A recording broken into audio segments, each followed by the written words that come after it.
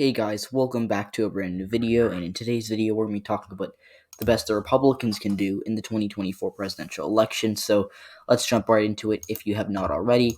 Check out the links in the description. We have Twitter, we have Discord, we have a newsletter, so yeah. So I'm going to start by filling out the states that I don't think would be impacted by, the Republicans doing well. Democrats still win Washington, California, Hawaii, Maryland, New York, Massachusetts, Vermont, and the first district of Maine safe. For this scenario, if the Republicans, they'd carry a handful of states by safe margins. Kansas, they wouldn't safe. I'm not going to put Texas as safe, but they'd win some of these states. They win South Carolina safe. Nikki Haley has the potential to win South Carolina safe. Being completely honest, I don't think she's going to be the nominee, especially, the Trump base doesn't like her, and she can only get so far with that. So but I think maybe if Haley does get the nomination, she could win South Carolina safe, or if the Republicans do a little better with black voters and just run up to score better in little better in South Carolina in rural South Carolina than they did in 2020 with Trump. Trump was only like 1% below the safe margin, so if they just do a little better in a couple of places, they can do that. So yeah. Now, I also think Iowa could be safe. Iowa was a likely state this year that I think it was closer to lean than safe, but it was still pretty good for Trump. It was a good performance by Trump. So I think Iowa would be safe. I also think Ohio would end up being safe. It would barely be safe, but I think if Trump can get some of those Portman 2016 voters who split their tickets between Portman and Clinton, then maybe he could do so. So you start out with 147 safe electoral votes for your generic Republican, 123 for your generic Democrat. Now, the Democrats have some likely states. I think Oregon would be likely. I think it would be like an 8 to 10 point margin of victory for the Democrat there because, Oregon, they have a lot of, sprawling rural areas over here in the east. It's very Republican. But other than that, Portland, Eugene, and Salem are the big population centers, and they're solidly Democratic. Plus, the Oregon suburbs are really blue, so I don't think Oregon's going to flip anytime soon. But I put it as likely Democrat in the Republicans' best case scenario. I think Illinois would also be likely Democrat in this scenario, where you have a lower turnout from Chicago, and you have a good performance by Republicans downstate, but it still wouldn't be enough because in a presidential election, you're not going to flip Illinois as a Republican. So yeah, Delaware and New Jersey, just kind of these northeastern states, I guess. So in DC would be safe, by the way. Those would all be likely. I think some of these, like, I think Delaware, New Jersey, and Connecticut. Actually, I actually think all these were likely states in 2016, and then they reverted back to being safe for Biden. I'm pretty sure. So I do think that these states would be likely in a best case scenario for a Republican. Talking with Delaware has essentially they have three counties. They have one pretty solid Republican county in the south, one in the north. I'm forgetting. I think it's this Kent and Sussex County in Delaware. I'm forgetting which is which because I know Sussex is the most southern one. So I think Kent. I'm not sure. I don't know the other Delaware county. My bad. But I think that Delaware would be likely because Biden went up by like 18 or 19 this year, but he was from Delaware and he's pretty popular there when he served in the Senate. So yeah, just in New Jersey, the Republicans are doing better in the suburbs and doing a little better in the cities. Trump, obviously, the Republicans are in no position to win back these big cities like, your Newarks of the world, New York City metro area, your Bridgeports, your Providences, or even, Wilmington. Those are very Democratic areas, but if the Republicans can run up the score in these, southern parts of Delaware and rural New Jersey and northern Connecticut, like Litchfield County, then maybe they can make them likely and make them narrow up. So, yeah. Now, for the likely states for the Republicans, Texas, you'd essentially see a Trump-esque margin in 2020 for Texas. Maybe a little better, where you see, a Republican continuing to improve with Hispanics, similar to what Trump did in the RGV. Plus, doing better in the suburbs, as in Harris, doing a little better in Harris, doing better in Dallas. And then continuing to turn up the score in in the rural areas like over here. I guess this area called the Amarillo area. So yeah. And then also, I think Florida would be likely for a Republican in their best case scenario. I mean, being real, I don't think Florida is, to be honest, I don't think Florida is a safe Republican state. People are saying that Florida's safe Republican after Trump's 3-point win there. Actually, on the newsletter, I'm actually talking about Florida for a bit. It's not solely focused on Florida, and all of plenty of articles talking about Florida. But, Florida, I think, is not safe red, and I explain it in the article that's going to come out next Tuesday, Tuesday, I guess later this week, because this is going to come out on Saturday. So yeah, but basically next Tuesday it'll come out, and it talks about how Trump won Florida and why we should have seen it coming, blah blah blah. But if you really read that article and you take away something, you should know that Florida is not safe red. But for a Republican investigation scenario, they'd probably do as well as Marco Rubio does. Florida, where he wins by likely margins. He won by a safe margin in 2010, but that was a fluke because there were two Democrats in the race, and then he won by a likely margin in 2016. We're going to see a similar margin in 2022. So I think Florida is going to be likely Republican. In a best-case scenario for the Republicans, they'd probably see like a Rubio-type 2016 victory there. Or Rubio 2016 type, I guess. And then I think that, and also Maine's first district would be safe. Just continue to turn up the score in these rural areas. So, yeah. Now going over to our lean Democratic states, I think Colorado would be lean. Colorado, I think it would be... Colorado's weird because I think, on one hand, it's been good for Democrats because these youth voters, Colorado's a very young state, and these youth voters in the Denver area are turning out for Democrats, and also the Hispanics and the suburbs are trending blue. And Denver's just a big city in general, which makes Colorado very hard for the Republicans to win there. I mean, they hadn't won a statewide race since 2014. That was kind of a weird election, Senate race, where I think Cory Gardner got like 47% of the vote, and he won that Senate race by 1 or 2%. So, yeah. But since the 2000s, the Republicans haven't been doing very well in Colorado. But I do think that Colorado is going to stay blue. But in a best case scenario for the Republicans, they'd narrow it up significantly because Biden won it by like 13 or 14. They'd probably narrow up to 3 or 4. So yeah. I don't see Virginia reverting back. I mean, I think it would be a lean Democrat in a Republican best case scenario. Like I said, the Republicans haven't won a statewide race in Virginia since like 2009, I believe, right? 2009 or 2005. 2009, I think.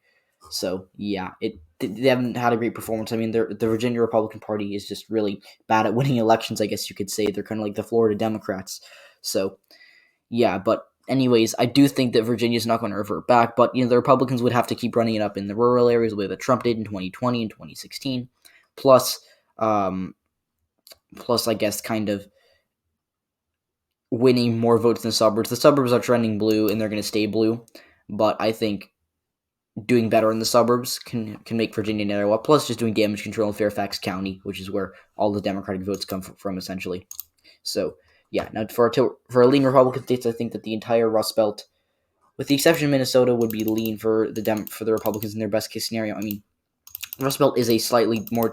It's more Democratic than Republican. So, like, when people characterize the Rust Belt as tilt Republican, I don't think that's very smart, especially because, Donald Trump was the first Republican to win, Wisconsin since Ronald Reagan. So, when people say that the Rust Belt's trending red, I think they're partially right. Like, Wisconsin, the rural areas are growing at a faster rate than, Milwaukee and Madison are. But, doesn't mean that they're trending red because the suburbs are trending blue for sure. And I think Trump was a once-in-a-generation candidate for the Republicans, at least for the Rust Belt. He was a bad candidate, in your Arizonas of the world, for example, and in your, I guess, Georgia's too. But in the Rust Belt, he was a good candidate, and I don't think the Republicans are going to be able to replicate that. So I think that the Rust Belt would be lean Republican in their best-case scenario. So, yeah. The Rust Belt probably would be lean Republican. And then they'd also probably carry New Hampshire by a lean margin. I don't think that New Hampshire is going to flip in 2024. I mean, the Republicans are going to gerrymander that state because they have control of the state legislature, and they have Chris Sununu as governor. So I don't think that the Democrats are gonna enjoy the 2 seats in the House that they do. They'll probably get one of those seats and lose another. But yeah, so New Hampshire would essentially... Bush won it in 2000 by I think 2%, maybe 1%. I'm not sure, but you'd have to see a lot of the Sununu voters, like, because Sununu won re-election by like 30 points, and Biden won the state by 7. So there were a lot of Sununu Biden voters, and you'd have to assume that the Republicans would grab a lot of those Sununu Biden voters and make them vote Republican for whatever reason in 2024 for them to win New Hampshire by a lean margin. And then they'd also win Nebraska 2nd District by a lean margin. I don't think they're going to win Nebraska 2nd District in 2022. It's a likely D district at this point, but they'd probably just, somehow get the Romney numbers out, like they did in 2012, where Romney won it by, I think, 2 or 3%. So, yeah. Now, also, and I forgot about Arizona would be lean. And Nevada too, just for good measure. I was actually going to put it in tilt, but I think Arizona would be lean. Having your, I guess, Trump type performance where the Republicans in 2024 continue to improve with Hispanics in the southern area of the state and make inroads with suburban voters who turned away from Trump in 2020. And then also having just lower Native American turnout, and they could win it by 4 or 5%. Nevada, you'd have to see. I think Clark County there's a very small chance that the Republican. I mean, the last Republican to win Clark County was in 2014, where Brian Sandoval carried the county by, like, I think 4 points. And Sandoval was very popular. I mean, he was, I guess, a moderate Hispanic Republican, I believe, if I'm correct. Was he? I'm not sure. But he was very well liked by Nevadans. He won every single county. So, yeah, but I think that they can win. Clark County is somewhat winnable, but I wouldn't bet on it. The winner of Washoe County is going to carry Nevada because Clark County has 3/4 of the people, and the Democrats tend to run up the score there. But Washoe, Biden also won Washoe. It's the county of Reno. Reno is essentially the southern tip of the county, but the rest is Republican, so it's competitive. So they won.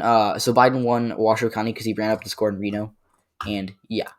So I think the Republicans would have to flip Washoe County by having lower Reno turnout and just doing better in the northern county, which is essentially just extended rural Oregon. So yeah, and then they'd also have to just from all the way to, Humboldt to Elko County, like Elko County is the most populous. Actually, Carson City County it was an 11-point Trump county. It's the most populous Trump county, but Elko County is like a 50-point Trump county. It's over here. It's in the northeastern tip. It's where the city of Elko is, and I've actually been to Elko before. I think it's pretty cool. Anyways, I'm spending way too much time dissecting Nevada politics, but I think the Republicans have to run up the score in these rural areas, do damage control in Clark, possibly flip it, and flip Washoe to win Nevada by a lead margin. That's what they do in their best case scenario. Now, for our tilt Democratic states, actually, and I'll also put North Carolina in the lean category, just essentially replicating Trump's 2016 performance, where he did very well in North Carolina. So now for our tilt Democratic states, there are none, so we're going to give the rest of the Republicans by tilt margins. Now, weirdly enough, I'm going to put Georgia in the tilt Republican column. I think it could be lean, but I've already switched like two states to lean, and I don't want to do that anymore. So I think Georgia would be tilt Republican. I think they'd win it by just around 2%. So, I'll put in lean, but I guess the Republicans would probably win Georgia by replicating, I guess, a Kemp-type performance in 2018, where he did better in the suburbs than Trump did, but he still came close to losing to Stacey Abrams, and maybe he could have lost had he not rejected tens of thousands of absentee and provisional ballots, but that's a story for another day. So, yeah, but I think Georgia is going to stay a lean Democratic state for a while, but in the Republicans' best case scenario, they'd do better in the suburbs, run it up in urban area. I can't speak today. Run it up in rural areas, and then do damage control urban areas. So yeah, and then for New Mexico and Minnesota, these are states that are not going to flip in 2024. We originally thought Minnesota could be a toss-up by 2024. It's going to stay a lean to likely Democrat state after Biden's solid performance there. The Republicans made no inroads in Minneapolis. They made no inroads in the Iron Range. And they didn't really do well in rural Minnesota. And actually, the Democrats actually flipped a county in Colin Peterson's district, so that was interesting. But yeah, just a fun fact there. And the Democrats did really well in the Minneapolis suburbs because of how educated they are. And they're not very diverse, but they are more educated, so that's helped them win there. But I guess the Republicans would have to make inroads. They'd win, I think it's Lake County. They'd flip Lake County in the Iron Range, which is this central county. It's in between St. Louis County and I'm forgetting the name of this county over here. It is the Peninsula County, I guess. So yeah, and then they'd also have to run it up in the rural areas and do damage control, and they'd have to do better in the suburbs, which they can do, like if they run a Nikki Haley type candidate, but then you're sacrificing, I guess, rural support. So the Republicans are in a tough situation, but I think they'd win in Minnesota in their best case scenario by like 1 or 2%. New Mexico would be the most narrow state out of all these states. I think they'd win it by under 1%, by doing better with Hispanics, by essentially doing what I think Susana Martinez did in 2014, where she did really well with Hispanics. I think she actually won the Hispanic vote, which the Republicans have done a few times. Like in 2014, I think John Cornyn won re-election to the Senate with like 51% of the Hispanic votes. So, yeah, just the Republicans, if they run a moderate, I guess, candidate who appeals to Hispanics, then they can win these states like New Mexico and win Texas by a big margin. So I think they can do that in New Mexico. New Mexico is not super urban; it's just very diverse. So that's why the Democrats win there. But yeah, so New Mexico, they just have to do better with Hispanics, and they have the ability to do that. And then in Maine, I think Maine would just tilt Republican narrowly. Actually, it would tilt Democrat. I actually wouldn't bet on Maine flipping because I think no matter what, Maine's first district would be a bit more solid for the Democrats than Maine's second, so I'd put it as tilt D, but I'm kind of torn on that one. So that's it, guys. Thanks for watching this video. Like, subscribe if you haven't already, share with your friends, and comment down below, and I'll reply your comments. See you all in the next one. Goodbye.